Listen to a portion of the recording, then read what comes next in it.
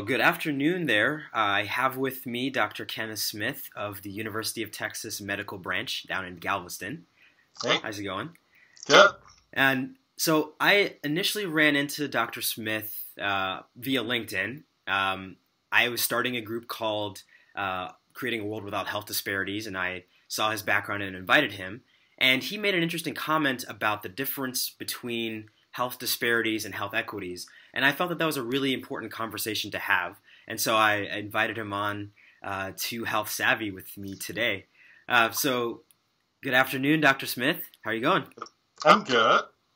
And you? I'm doing pretty well, thanks. Right. So briefly, let us know about your background. How did you find yourself at the Center to Eliminate Health Disparities? Well, I'm actually a health economist by training. I went to Johns Hopkins School of Public Health and studied economic demography and was in the Department of Population Dynamics there and did, a lot of my coursework in arts and sciences in the economics department and sort of, did mostly a health economics track without going through the formal track. And the hoops involved. But right after graduation, in my formative years, I worked for in private industry at one of the top private policy research firms in the country as a health economist. And I was doing a lot of work around the evaluation of large national demonstration projects like the social HMO and things like that required reports to Congress after, an evaluation of the demonstration and reports to Congress. And then I was also doing a lot of work in healthcare financing, such as, we were developing and testing risk adjusters for what's now Medicare Advantage, but, back then it was called the Medicare Risk Program, and developed a risk adjuster for dual eligibles in Colorado. But none of the risk adjusters that I was using or developing and testing was actually used. And it turns out that it's very rare that we find any of these demonstration projects, these large things, actually demonstrating that they're achieving both cost savings as well as improved outcomes. So it was a bit discouraging in that respect. But later on, I went and, did private contracting, and one of my contracts was to develop a risk adjuster for the Department of Health in Emilia-Romagna, Italy. Bologna is the capital of the region, Emilia-Romagna. Excuse me. And it was kind of interesting because Italy has a national health services system, kind of like the British model, and yet they wanted to do risk adjustment. And the idea was, instead of sort of setting capitation rates in order to and developing and designing adjusters to sort of get providers to do the right thing or payers to do the right thing. Instead, what we were trying to do is to provide a rational way for the health department there to allocate resources to the local health units, which were sort of the lowest, smallest geographic units that they could sort of provide support for. Because before, they would sort of get around and I'd rather sit around a table and barter and haggle around, why, my local health unit should get this much of money because I have a lot of old people in the mountains, or, I have this or that. And so the data was amazing. For me, as a researcher, it was data nirvana.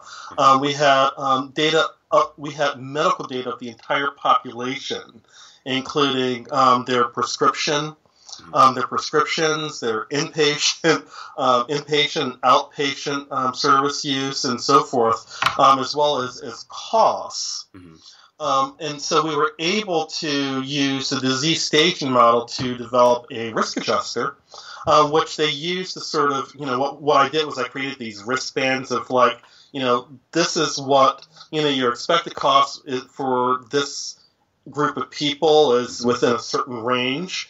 And so it sort of created a basis for arguing and and negotiating around a reasonable amount allocation of resources to the different communities. Okay. And the good thing is that, Emilia Romagna was the first to have all these data systems together, and they're actually using those risk adjusters. And so this was a good example of systems change that I had an impact on. Okay. And it was strange that it was in another country instead of the U.S. And then later I sort of got hooked on the whole idea of doing policy, environmental, and systems change. And then I went into public health and became the director of chronic disease prevention in Philadelphia, in the Philadelphia Health Department. And then later worked at a national level doing helping communities across the country build healthier communities through policy, environmental, and systems change. And now I'm here in Galveston, Texas at UTMB, both working towards building models around building a healthier Galveston, and also in the region. That's why I came down here. I was brought down here and recruited down here, and then my boss decided that she wanted to go and become a vice president for a large foundation with $1 billion in assets. Yeah. And so I took her position right now as the interim director for the Center to Eliminate Health Disparities. And so I've been sort of going through a lot of strategic planning, but also working within the health system to identify health disparities and develop plans to implement them, and then work with clinic directors and clinical professions in the different departments to develop new initiatives, programs, and research studies, and going after funding to address these things at UTMB. Okay.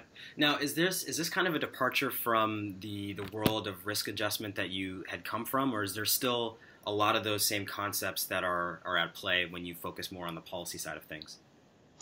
It's very different. No, I mean, the kind of research that we do is a lot of it's policy research, and a lot of it is not that complex. I'm used to doing a lot of very complex data analysis, but one of the things that we've been doing is we've been using EMR data to identify health disparities, and a lot of doing that really has to do with the analysis is not that complex. Just sort of controlling for whatever you have, age, source, insurance status and sex, and saying whether and to what extent race and ethnicity is associated with some health outcome, and then sort of ranking these sorts of things. But the most important thing is to actually have hospital data with accurate race and ethnicity data in it.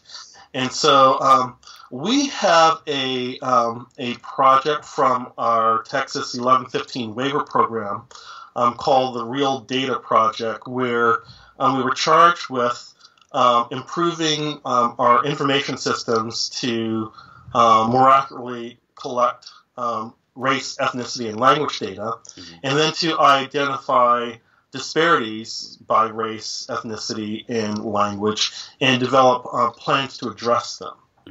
And I just finished last year a program with the Disparities Leadership Program at the Disparity Solution Center at Massachusetts General, and had the opportunity to meet with a lot of hospitals where the CEO said, we're going to focus on health disparities, and they're even interested in sort of marketing themselves as a hospital that really provides equity in value. And it all started from the top down. But here at UTMB, it seems like it's kind of, we're taking an emergent model and helping to bring about systems changes to address health disparities. It's not coming from the top down. So I have two questions there. So the first one, so you very quickly switched at the very end from talking about disparities to talking about equity and value. And I think that's the crux of what was really intriguing to me around that. So if you can speak a little bit about how you define health disparities and how you define health equity, and why you feel that it's important to make a distinction between the two. I make that distinction for scientific reasons, so that when I'm talking to someone, I use, I'm very specific about it. Yeah. Now, disparities. Looking at disparities is really about looking at inequalities. Mm-hmm.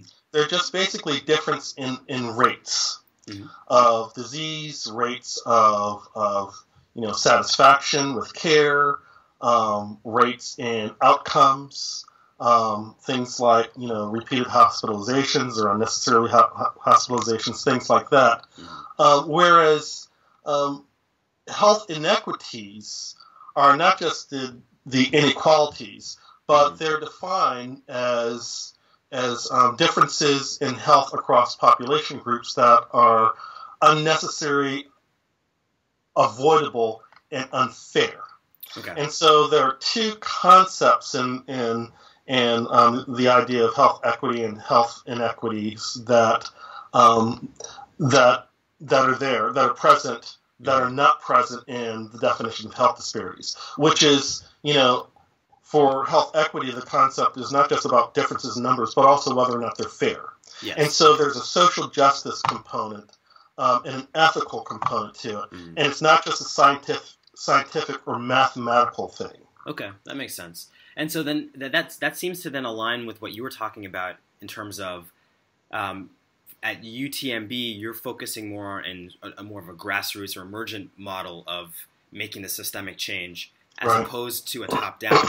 Because what it sounds like is in order to really build the equity, you really need to solicit the perspective and opinion of people that aren't necessarily in positions of leadership to start with. Is that kind of the thought process there, or not quite? Well, let me start with the whole idea of this sort of ground up, this emergent approach that I'm taking, that my center has taken in addressing health disparities. Okay.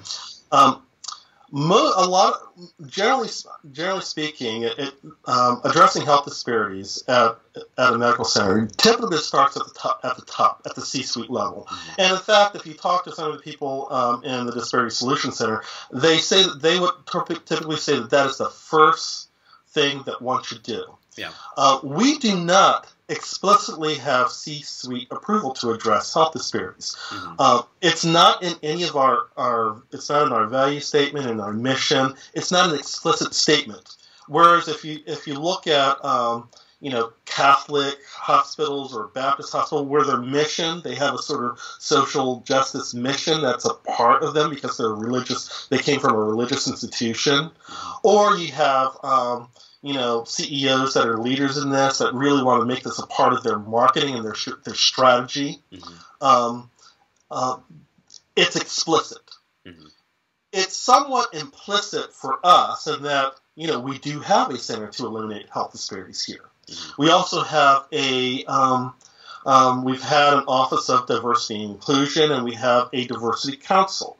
Mm-hmm. And the Diversity Council and its activities are under the leadership of the President. And I am in an Office of Health Policy and Legislative Affairs, which is in administrative support, but the Vice President I reports directly to the President. Yeah. So there is that sort of implicit understanding that we should be doing something around health disparities. But it's not explicit. And unlike other places where a lot of internal resources are invested into addressing health disparities. Mm-hmm. In my case, I have to make that argument. I have to get funds, and I have to align myself with clinicians, with clinic directors, and with people in the academic departments to sort of work and collaborate together to do something about it. Okay, no, that makes sense. So can you speak to any projects that you have worked on or any initiatives that you've worked on over the last few years with the center that kind of demonstrate that principle in action? Well, yeah, I can say a little bit about the Real Data Project and how we've used that as a platform to mobilize leadership to address health disparities. Our first report of disparities. First of all, we did a great job at improving our collection of real data. There were, I think, maybe several years ago. This is even before my time. I think that there were, maybe 15 to 25% of data fields were missing, and now we're at like 98% of completely filled data. So that's a victory. Yeah. But we were also able to use the data from our patient data to identify the top three health disparities. We found very high rates of low birth weight among African American women, among children born to African American women. We discovered extremely high rates extremely low rates of breastfeeding among Hispanic and African American women. Mm-hmm. And then we found very high rates of ambulatory care conditions in the hospital for African Americans, things like diabetes, congestive heart failure, and so forth. And then from there, we identified some even more interesting things, narrowed down and focused on, say, congestive heart failure, and even further disparities there. And so what we did was we identified some ways of addressing them at the hospital level and at the regional level, what physicians can do, and came up with a report. And what we did was we used that report as a way of meeting with and engaging the clinicians. And so, we talked to the people on OB-GYN and said, well, did you know about breastfeeding? I mean, did you know about all the stuff with low birth weight and stuff? We went to pediatrics and talked to people in pediatrics, went to endocrinology and cardiology. And what we discovered was that there was great interest in our work and a great desire to do something about it. Yeah. And so what we discovered was that there was a sort of demand or an interest among clinicians to really address health disparities. And so even though there wasn't this sort of top-down thing, we discovered that, wow, there are people everywhere that are interested in working with us to do something about it.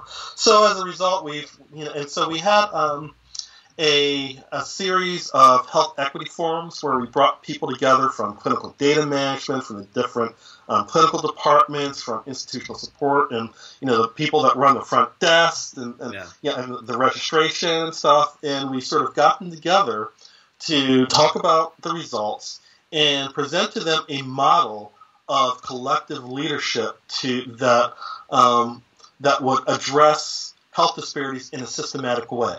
Okay. And then we identified some things that each of them can do. And so now I'm in a process of putting together a sort of group of people that would be charged with sort of ensuring that we continue to focus on health disparities in a collaborative way at UTMB. So that's sort of emergent systems change. Yeah, no, that's an incredible example, and I'm really encouraged to hear that that's taking place and that it's well supported. That's the time we have now. Dr. Smith, I really appreciate you coming on and talking a little bit about your work. That's extremely important, as well as setting us straight on terms of how we understand both disparities and equity as we move forward with this work. Right. Well, thank you. This was great talking to you. Thanks. Sure. You take care.